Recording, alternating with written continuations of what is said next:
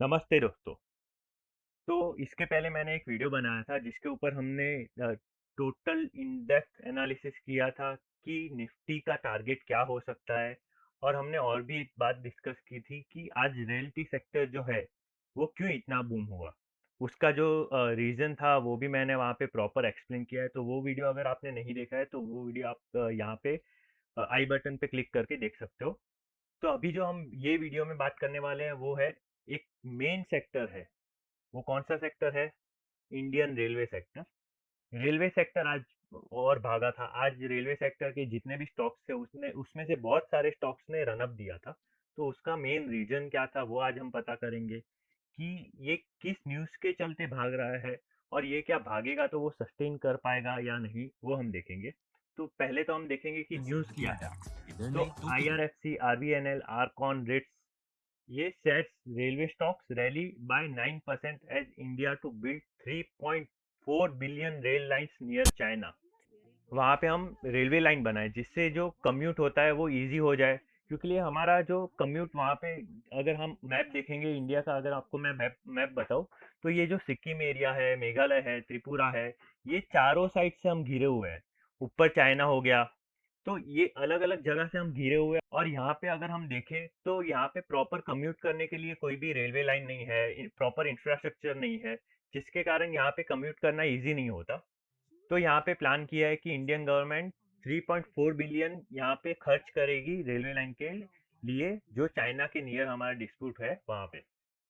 Then अगर हम देखें तो यही न्यूज़ में आगे हम देखते हैं तो ये हमारा जो एरिया है, मैंने आपको मैप ऑलरेडी बताया हुआ है कि अरुणाचल प्रदेश, मेघालय, ये जो एरिया है वो कहाँ कहाँ से हमारा डिस्प्यूट है। Bordering area China, Bangladesh, Myanmar and Good Bhutan. news. तो ये सारी Our जगह से fixed हम घिरे deposit हुए हैं। rates are तो ये still एक ऐसा as एरिया high है as जहाँ पे हमें मतलब 8.15% प्रॉपर per सुरक्षा annum. चाहिए। अगर कुछ Invest डिस्प्यूट smart for होता a है better तो tomorrow. वहाँ पे proper arm It's force your time पे money. पहुँचनी Watch चाहिए। it इसके grow. लिए ये जो Choose प्लान है Shriram Unnati गवर्नमेंट का Fixed वो Deposit किया for जा रहा है। reliable return.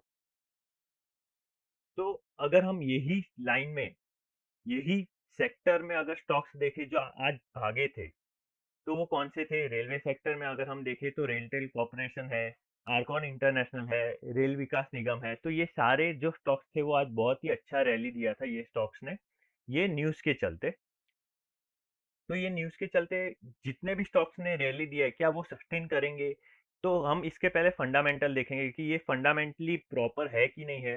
देन इसका चार्ट पैटर्न भी एनालिस करेंगे। बट आगे बढ़ने से पहले मैं बताना चाहूंगा, अगर आपने मेरी चैनल को सब्सक्राइब नहीं किया है तो सब्सक्राइब करें और बेल आइकन को जरूर प्रेस करें। तो यहाँ पे अगर हम देखें तो सबसे ज्यादा आज जो भागा था वो था रेलटेल कॉर्पोरेशन ऑफ इंडिया। तो ये गवर्नमेंट कंपनी है, यहाँ पे ये कंपनियों का डूबना ऑलमोस्ट इम्पॉसिबल है। तो इसके अगर फंडामेंटल देखें कि ये इन्वेस्ट करने के लायक है कि नहीं, तो इसके जो ऑपरेटिंग प्रॉफिट है वो बहुत ही ऊपर नीचे होते रहते हैं, कभी ऊपर जाते हैं कभी नीचे आ जाते हैं। तो इतने स्टेबल नहीं है, बट ठीक ठाक है, इतने खराब भी नहीं है कि हम इन्वेस्ट ना करें। अगर ये पीटा हुआ हमें मिल रहा है, स्टॉक पीटे हुए भाव में मिल रहा है और इसके फंडामेंटल प्रॉपर है तो हम इन्वेस्ट कर सकते हैं। देन सेकंड स्टॉक जो था वो आर्कॉन इंटरनेशनल, वो भी आज बहुत अच्छा रनअप दिया था, 7% के अराउंड इसने भी रनअप दिया है आज। तो इसके भी फंडामेंटल वैसे ही है, कभी ऊपर जाते हैं कभी नीचे जाते हैं। तो ये दोनों स्टॉक्स के अगर अभी हम चार्ट पैटर्न एनालिसिस करें तो यहाँ पे मैंने रेलटेल कॉर्पोरेशन का चार्ट ओपन किया हुआ है। तो यहाँ पे अगर हम देखें तो यहाँ पे हमें क्या दिख रहा है, जो नीचे वॉल्यूम है, ये वॉल्यूम बार है, वो बढ़ा हुआ है। मतलब इन्वे यहाँ पे कोई ना कोई खरीदी कर रहा है और ये जो कैंडल्स है वो भी कितनी बड़ी बड़ी बन रही है।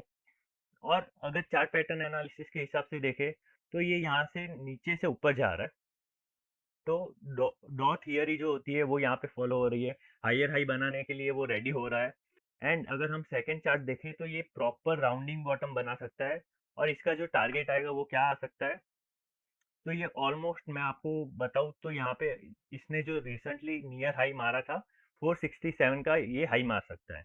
देन अगर मैं सेकंड चार्ट आपको बताऊँ तो वो है इरकॉन इंटरनेशनल का। इसका चार्ट पैटर्न भी बहुत ही अच्छा है, चार्ट जो बना हुआ है वो बहुत अच्छा बना हुआ है। तो फर्स्ट अगर मैं देखूँ तो यहाँ पे प्रॉपर कप एंड हैंडल बना है, वो छोटे टाइम फ्रेम में है पर बहुत ही अच्छा कप एंड हैंडल बना हुआ है यहाँ पे। तो इसका जो टारगेट आएगा वो भी अराउंड यहाँ कहीं पे आएगा। अगर इसका हम टारगेट ले और ये स्ट्रेट यहाँ पे रख दे तो इसका जो टारगेट आ सकता है वो 202 के अराउंड आ सकता है। और अगर ये भी, जैसे हमने यहाँ पे देखा रेलटेल कैसे प्रॉपर राउंडिंग बॉटम बना रहा है, ये भी अगर राउंडिंग बॉटम क्लियर करता है तो ये भी यहाँ से प्रॉपर राउंडिंग बॉटम अगर क्लियर किया तो इसका जो अपसाइड है वो भी यहाँ कहीं पे, अगर आप देखो 220 के अराउंड यहाँ पे आता है, तो ये 220 टारगेट अचीव हो सकता है। ये तो हो गई हमारी आज रेलवे स्टॉक क्यों भागे थे। सेकंड स्टॉक की अगर बात करूँ जो न्यूज़ में था वो था इन्फोएस शेयर्स। इन्फोएस में क्या हुआ था, एक विसल ब्लोअर जो था उसने कंप्लेन रेज की थी 99 एकर्स यूनिट जो है उनका, उसके रिगार्डिंग। तो वो विसल ब्लोअर ने जो कंप्लेन रेज की थी उसके चलते ये स्टॉक में क्या कुछ हुआ। तो अगर हम देखें इसका आज का अगर चार्ट पैटर्न अगर हम देखें तो आज यहाँ पे ज़्यादा मूवमेंट नहीं था, मतलब विसल ब्लोअर की कंप्लेन अगर सच हुई तो यहाँ पे कुछ एक्शन हो सकता है, वरना ये नॉर्मल जो चल रहा था वैसे ही चलने वाला है। अगर हम और आगे बढ़ते हैं तो आप पूछोगे कि रेलवे स्टॉक सारे भागे बट आईआरएफसी इतना क्यों नहीं भागा। तो उसका मेन रीजन क्या है, आपने अगर न्यूज़ प्रॉपर पढ़ी होगी तो यहाँ पे रेलवे लाइन जो है वो एक्सपांड होने वाली है, रेलवे ट्रैक्स जो बनते हैं वो सब एक्सपांड होगा, वहाँ पे फाइनेंसिंग की जरूरत पड़ेगी, तो वो सारे स्टॉक भागेंगे जो फाइनेंस रिलेटेड है, रेलवे को जो मदद करते हैं फाइनेंस देने में, या तो फिर जो इंफ्रास्ट्रक्चर रिलेटेड है, जो कम्युनिकेशन के लिए हेल्प करते हैं, वो सारे स्टॉक भागेंगे जो रेलवे के रिलेटेड है। बट यहाँ पे इंडियन रेलवे जो है आईआरसीटीसी है, वो किस रिलेटेड काम करती है, अगर आपको पता होगा, आप स्टॉक मार्केट में पहले से बने रहे हो, तो सबसे पहला उनका जो बिजनेस है वो केटरिंग का बिजनेस है, एंड सेकंड बिजनेस जो है वो उनका टिकटिंग का बिजनेस है। ये दो मेन जो उनका है, वहीं से वो रेवेन्यू कमाता है। तो ये जो न्यूज़ थी जिसमें बताया गया है कि इतना एक्सपांड करेंगे ये करेंगे, तो उससे यहाँ पे आईआरसीटीसी को इतना फायदा नहीं होगा, इसके चलते ये इतना नहीं भागा है आज। देन आज आप अगर हम देखें एफआईडीआई डेटा, तो डेली की तरह आज भी एफआई ने सेल किया है और डीआई ने बाई ही किया है, यहाँ पे कुछ भी चेंजेस नहीं आ रहा है। तो यहाँ पे हमारा मार्केट कितना भी अच्छा करे, हमारी इकोनॉमी कितना भी अच्छा करे, फिर भी यहाँ पे पता नहीं ये एफआई जो इन्वेस्टर है वो यहाँ पे इन्वेस्ट करने के लिए रेडी नहीं हो रहे। तो वो आगे जाके देखना इंपॉर्टेंट होगा, तो ये क्या वापस यहाँ पे बाय करते हैं कि नहीं। देन अगर हम देखें तो गोल्ड का रेट, तो गोल्ड का रेट आज पहुंच चुका है 1,12,000 के ऊपर पहुंच चुका है। तो ये भी 2 दिन से स्टेबल है, 2 दिन से ये भागा नहीं है इतना।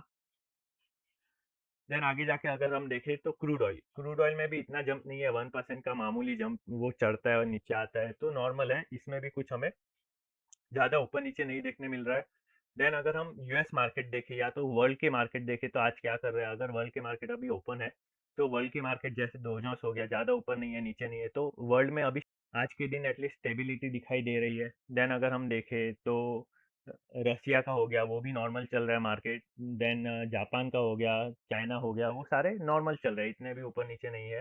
देन हमारे जो एडीआर होते हैं वो अगर हम देखें तो हमारा एचडीएफसी बैंक, ये Wipro, ICICI bank, doctor Reddy, ये सारे भी नॉर्मल चल रहे हैं, इतना कुछ ज़्यादा बदलाव नहीं है। तो एक बार फिर से मैं कहना चाहूँगा, अगर आपको मेरी वीडियो अच्छी लगती है तो सब्सक्राइब जरूर करें। नेक्स्ट वीडियो में मिलेंगे। जय हिंद।